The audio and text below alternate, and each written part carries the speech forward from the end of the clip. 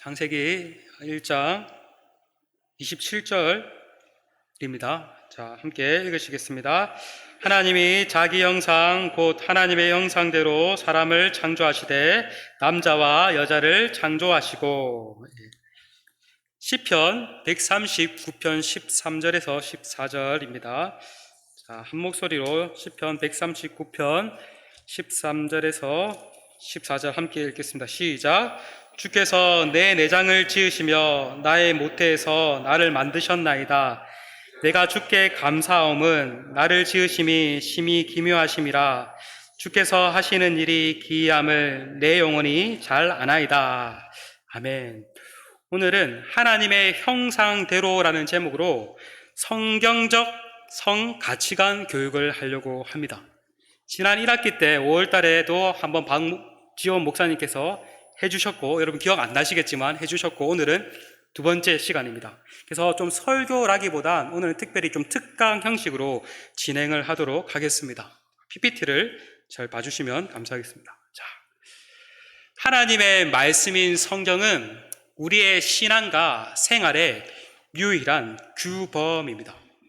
여러분, 이 말이 무슨 말이냐면 성경이 우리의 신앙생활과 일상생활에서 따라야 할 가장 중요한 기준이 된다는 말입니다. 우리가 하나님을 믿고 또 이렇게 함께 하나님을 예배하는 신앙생활을 하는 가운데 성경의 가르침을 따라야 한다는 겁니다. 내 마음대로 믿고 내 마음대로 예배해서는 안 된다는 거죠. 신앙생활뿐만 아니라 우리가 공부를 하든 일을 하든 무엇을 하든 성경의 원리를 따라 살아가야 합니다. 성경이 옳다라고 하면은 옳은 것이고 성경이 옳지 않다라고 하면은 옳지 않은 것입니다. 성경이 선하다고 하는 것은 선한 것이고 악하다고 하는 것은 악한 것입니다. 여러분, 왜 도둑질이 죄가 될까요? 남에게 피해를 주니까? 내 양심의 가책을 느끼니까? 아닙니다. 도둑질이 죄가 되는 이유는 성경에서 도둑질이 죄라고 말하고 있기 때문입니다. 성경 어디에서 도둑질 하지 말라고 말하죠? 10계명이 몇 계명? 8계명에서 도둑질 하지 말라라고 말하죠. 여러분, 살인이 왜 죄가 될까요? 이것도 마찬가지로 성경에서 살인이 죄라고 말을 하고 있기 때문입니다. 10계명에서 몇 계명에서 살인이 죄라고 말하고 있죠? 살인하지 말라고 말하고 있죠? 6번째 계명, 살인하지 말라. 그런데 오늘날 사람들의 기준은 성경이 아니라 인간, 자기 자신이 되어버렸습니다. 내가 기준이 되어서 내가 옳다라고 생각하면 그게 옳은 것이 되고 내가 옳지 않다라고 생각하는 것이 옳지 않은 것이 됩니다. 내가 기준이 되어서 내가 선하다라고 생각하는 것은 곧 선한 것이고 악하다고 생각하는 것은 악한 것이 되었습니다. 그래서 이전에는 죄라고 여겨졌던 것들이 이제는 더 이상 죄로 여겨지지 않는 시대가 되었어요. 그렇게 해도 이제 괜찮아진 시대가 되었어요. 이전에는 불륜, 대마초 흡연, 매춘을 죄로 여겼고 이것을 행할 경우에 법적으로 처벌을 받을 수 있었어요. 그런데 이제는 어떤 나라에서는 이것이 더 이상 죄로 여겨지지 않게 되었습니다. 우리나라의 경우에도 배우자가 있는 사람이 배우자가 아닌 사람과 불륜을 행하는 것을 간통죄로 여겨서 고소하면 처벌을 할 수 있었어요. 그러나 2015년 2월 16일 날 이 간통죄가 폐지되었다고요. 더 이상 배우자가 불륜을 했다고 고소하거나 처벌을 받을 수 없게 되었습니다. 이런 시대 가운데 우리 그리스도인들은 어떻게 살아야 할 것인가? 많은 사람들이 그렇게 생각하고 그렇게 행동한다고 사람들과 똑같이 행동하고 살아야 할까요? 아닙니다. 그럼 우리는 어떻게 살아야 할까요? 우리는 하나님의 말씀인 성경이 무엇을 말하고 있는지 살펴보고 성경을 따라서 살아가야 합니다. 여러분, 옳고 옳지 않고의 그 기준은 내 자신이 아니라 이 하나님의 말씀인 성경이 되어야 합니다. 요즘에 사람들이 애완동물을 많이 키우죠. 여러분도 혹시 집에서 개나 고양이 한 마리씩 키우는 분도 계시죠? 요즘에는 뭐 한 마리만이 아니라 막 여러 마리도 키우더라고요. 너무 좋죠. 카톡 프로필에도 또 사진도 올리고 거의 뭐 강아지랑 고양이가 뭐 가족처럼 지내죠. 예. 그래도 여러분, 아무리 개나 고양이가 너무 좋다 하더라도 우리 사람과 동급일까요? 동물이 우리랑 같을까요? 아니에요. 예. 맞아요. 그게 중요해요. 오늘 핵심이에요. 성경은 모든 동물도 하나님이 만드셨고 사람도 하나님이 만드셨다라고 말을 해요. 하지만 동급이다 아니다? 동급은 아니다. 먼저 창세기를 한번 살펴볼까요? 창세기 1장 21절과 25절, 한번 1장 21절 먼저 읽어보겠습니다. 시작. 하나님이 큰 바다 짐승들과 물에서 번성하여 움직이는 모든 생물을 그 종류대로, 날개 있는 모든 새를 그 종류대로 창조하시니 하나님이 보시기에 좋았더라. 여기 보세요. 하나님께서 바다의 짐승들과 물에서 번성하여 움직이는 모든 생물, 쉽게 말하면 바다에 있는 모든 생물, 물고기들을 각각 그 종류대로 만드셨고, 또 하늘에 날개 있는 새들을 각각 그 종류대로 만드셨다라고 말을 하고 있어요. 자, 1장 25절도 함께 읽어봅시다. 시작. 하나님이 땅의 짐승을 그 종류대로, 가축을 그 종류대로, 땅에 기는 모든 것을 그 종류대로 만드시니 하나님이 보시기에 좋았더라. 예. 땅에 있는 짐승과 가축과 기는 파충류 모든 것들도 각각 그 종류대로 만드셨다라고 말을 하고 있어요. 이처럼 바다와 하늘과 땅에 있는 모든 생물들은 하나님이 만드신 정말 고귀한 것들입니다. 근데 성경은 이것보다 사람이 더 고귀한 존재다, 사람이 더 특별한 존재다라고 말을 합니다. 우리 창세기 1장 27절, 우리 아까 읽은 말씀인데 한 번 더 읽어보겠습니다. 시작. 하나님이 자기 형상 곧 하나님의 형상대로 사람을 창조하시되 남자와 여자를 창조하시고. 예. 하나님께서 사람을 창조하시되 무엇대로 사람을 창조하셨다라고 말하고 있나요? 하나님의 형상대로 사람을 창조하셨다. 이것이 동물과 사람의 가장 큰 차이입니다. 성경을 보니까 동물을 하나님의 형상대로 만드셨다라고 말을 하지 않습니다. 오직 사람을 하나님의 형상대로 만드셨다라고 말을 합니다.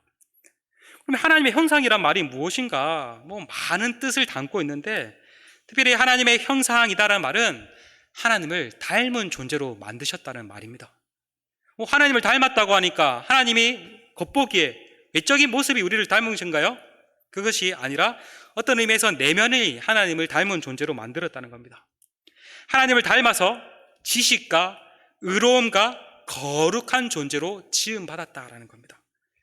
인간의 타락으로 인해서 이러한 것들이 조금 손상되었지만 여전히 남아 있습니다. 그래서 사람이 지식이 있어서 학문과 과학기술을 발달시킬 수 있고, 또 의로움과 거룩함이 있어서 양심이라는 것이 남아 있어서 무엇이 죄인지 죄가 아닌지 또 알 수 있습니다. 또한 하나님의 형상으로 지음받았다는 것은 하나님이 세상을 다스리는 왕이시듯 우리 사람도 왕적 존재로 지음받았다는 말입니다. 그래서 하나님께서 사람을 만드시고 인간에게 바다와 하늘과 땅에 움직이는 모든 생물을 잘 다스려라 라고 말씀하셨어요. 이처럼 하나님의 형상으로 지음받았다는 것은 우리가 하나님을 닮은 존재로 지식과 의로움과 거룩하게 지음받았고, 또 하나님을 닮은 왕적 존재로 지음받았다는 것을 의미합니다. 뿐만 아니라 인간은 또 영적인 존재로 지음받았습니다. 창세기 2장 7절에 이렇게 말합니다. 여호와 하나님이 땅의 흙으로 사람을 지으시고 생기를 그 코에 불어넣으시니 사람이 생명이 된지라.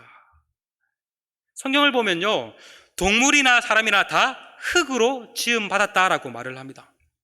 그런데 하나님께서는 사람에게 그 코에 생기, 하나님의 숨을 불어넣으시니 사람이 생명, 살아있는 존재가 되었다라고 말을 합니다. 이것은 사람이 육체를 가지고 있지만 동시에 영혼을 가진 영적 존재라는 말입니다.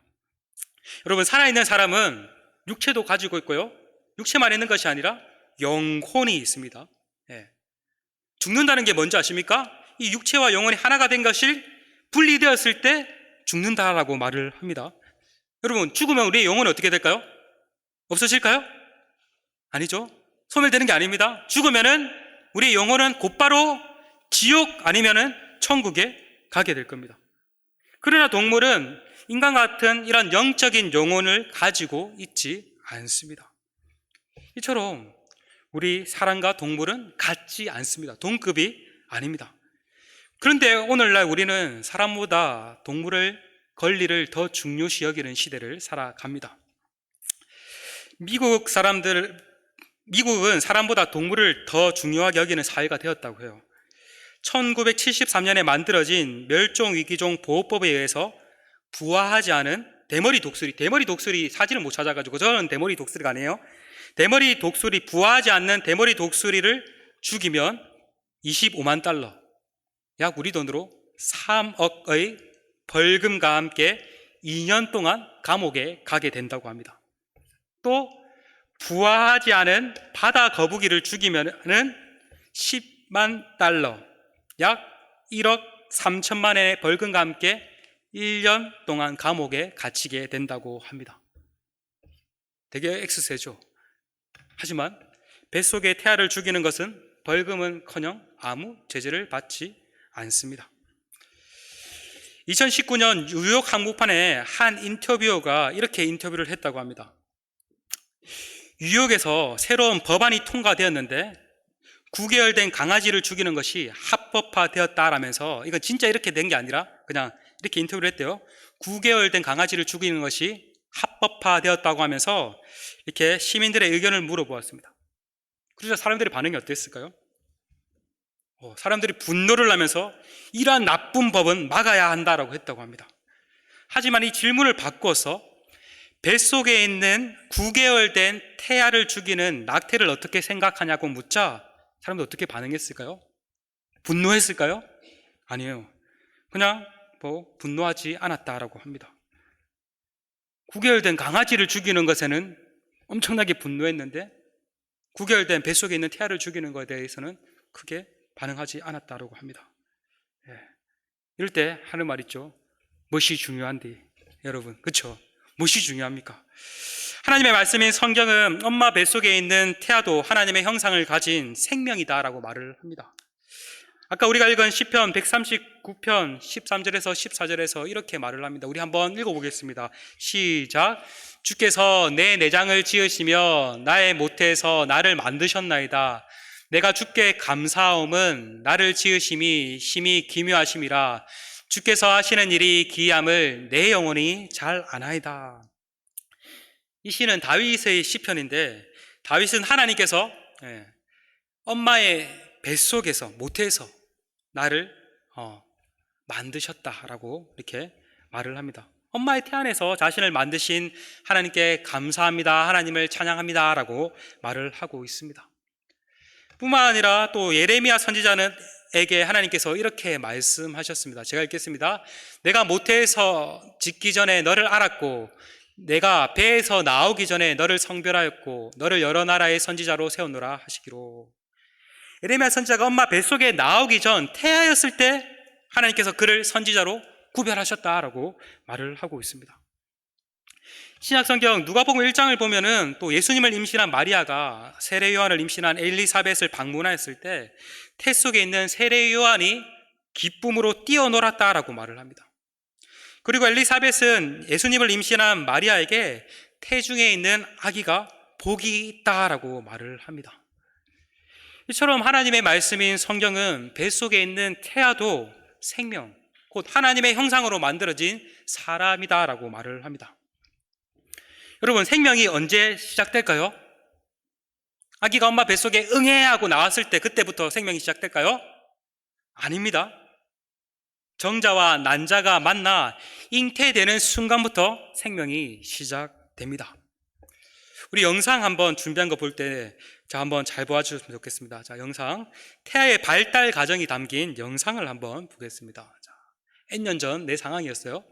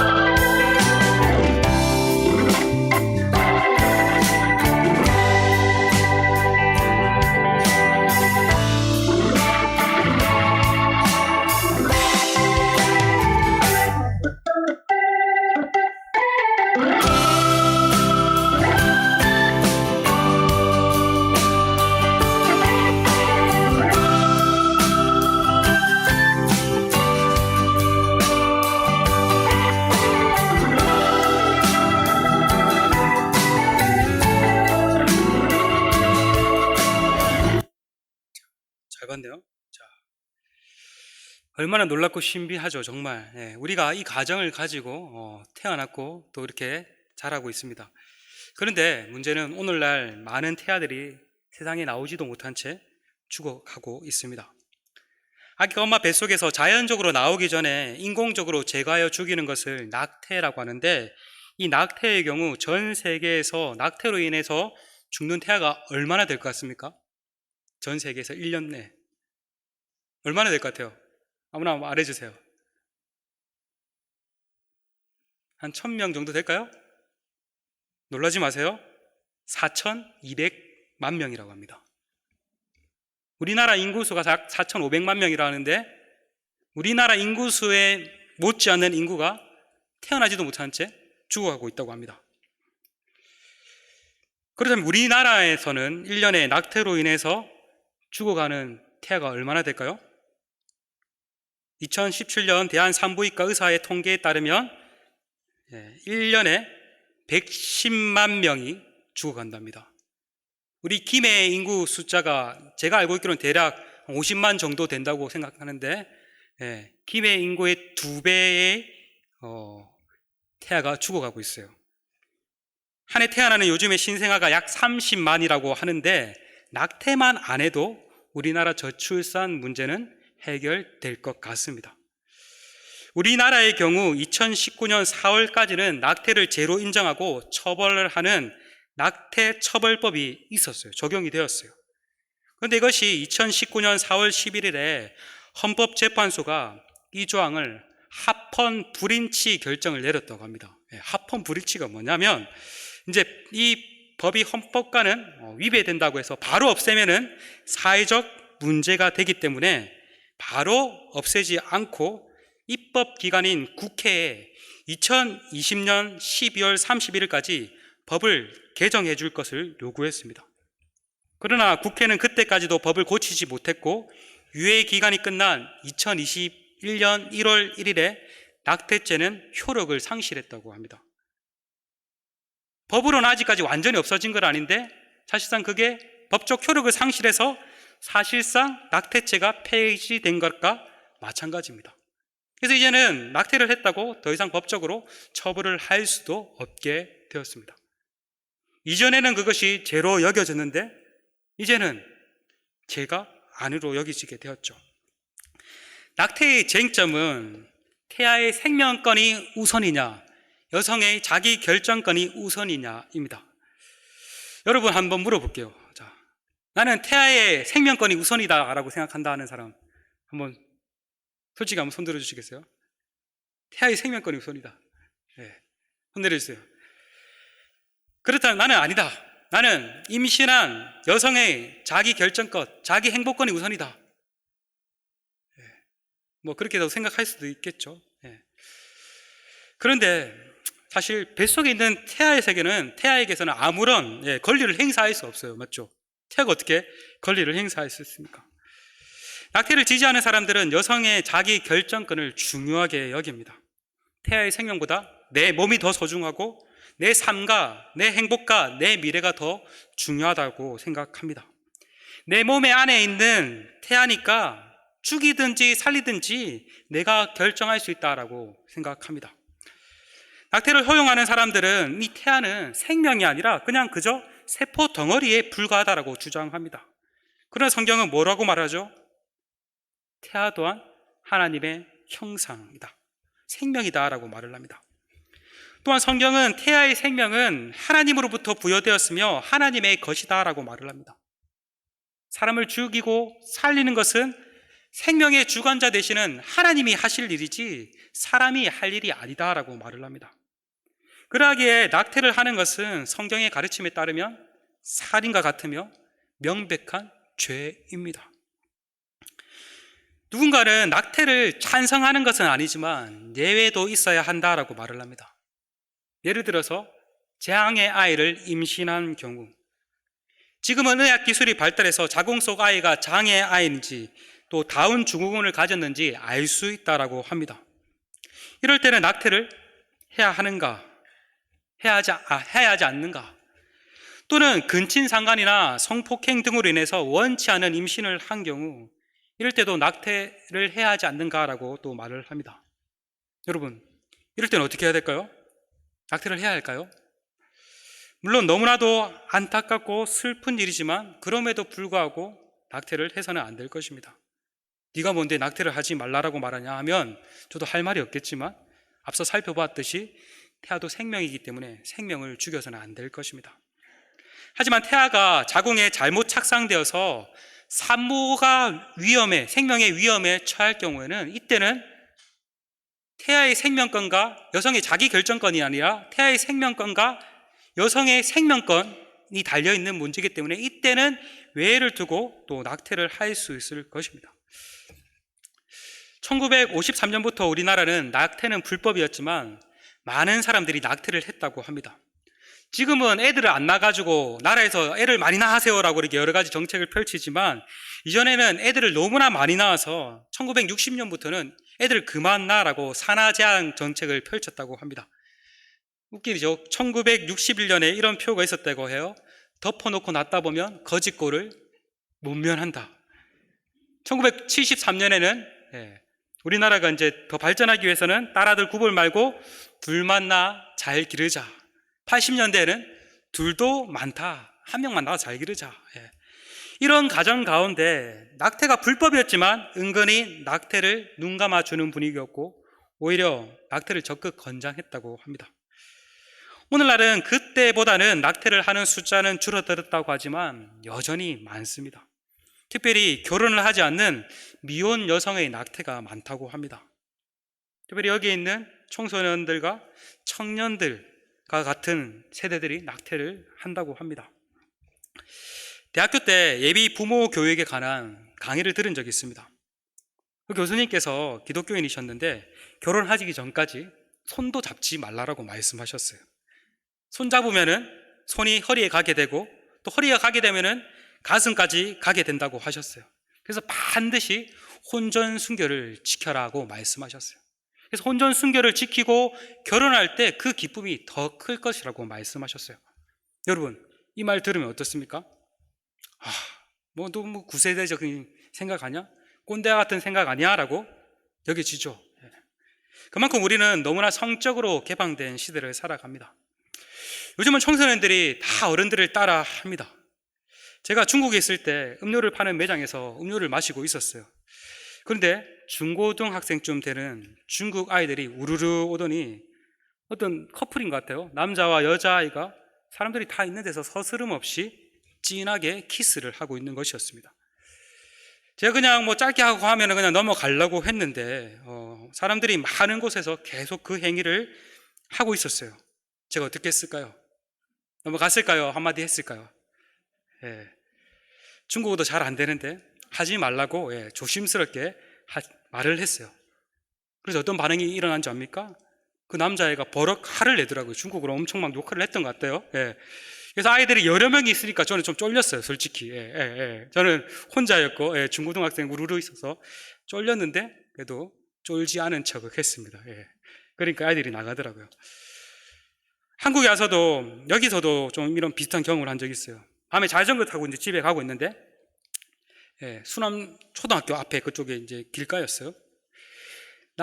수남이 아니라 여기 간동 초등학교 길가였어요. 남자아이가 여자아이 주머니에 손을 넣고 가고 있더라고요. 아주 충격적이었어요. 이때 제가 참고 지나갔을까요? 뭐라 했을까요? 이때는 제가 지나가고 있었기 때문에 또 중국에서 그 사건이 있었기 때문에 몸을 좀 사렸습니다. 여러분, 연애를 하더라도 반드시 지켜야 할, 넘지 말아야 할 선이 있습니다. 이것은 남자, 여자 할 것 없이 자신을 지켜야 하고 서로를 지켜줘야 합니다. 여러분, 서로 사랑하면 합의해서 성관계를 해도 된다. 이거 아닙니다. 여러분, 성관계는 사랑하는 사람과 하는 것이 아니라 결혼해서 자신의 배우자와만 하는 것입니다.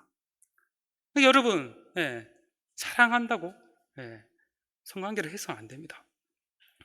특별히 10대 때 임신은 높은 낙태율로 연결된다고 합니다. 미성년자는 임신 후 대부분 낙태를 선택한다고 합니다. 통계에 따르면 임신을 한 여학생 중 85.4%가 낙태 시술을 받았다고 합니다. 왜냐하면 결혼을 하거나 아이를 키울 여건이 되지 않고 또 부모님에게 이 사실을 말하기 어려운 경우가 대부분이기 때문이라고 합니다. 또 경제적으로 자립이 안 된 미혼의 성인인 경우도 마찬가지입니다. 원치 않은 임신을 할 경우 낙태를 선택할 가능성이 높습니다. 그러니 여러분, 정말 자신의 순결을 잘 지켜 나가야 합니다. 이것이 나도 살리고 더 나아가 다른 생명도 살리는 길입니다. 끝으로 저는 이 말씀을 읽고 마쳤으면 좋겠습니다. 우리 베드로 전서 1장 15절을 함께 읽겠습니다. 시작. 오직 너희를 부르신 거룩한 이처럼 너희도 모든 행실에 거룩한 자가 되라. 하나님께서는 하나님 자신이 거룩한 분이시듯 하나님의 백성인 우리들에게도 모든 행실에 있어서 거룩한 삶을 살 것을 말씀하십니다. 우리는 이 거룩함으로 세상을 변화시켜야 할 것입니다. 남들이 다 한다고, 세상에서 다 그렇게 따라간다고 우리도 그대로 아무 생각 없이 따라가는 것이 아니라 나는 거룩한 하나님의 백성이다라는 그 정체성을 가지고 우리만큼은 우리 자신을 순결하게 지키고 다른 사람의 순결을 지켜줄 수 있어야 할 겁니다. 그럴 때 이 혼탁한 시대, 이 어두운 시대에 우리가 그리스도인으로서 또 선한 영향력을 행사할 수 있을 것입니다. 바라기는 거룩함으로 세상을 변화시켜 나가는 우리 모두가 되길 소망합니다. 아멘. 아멘.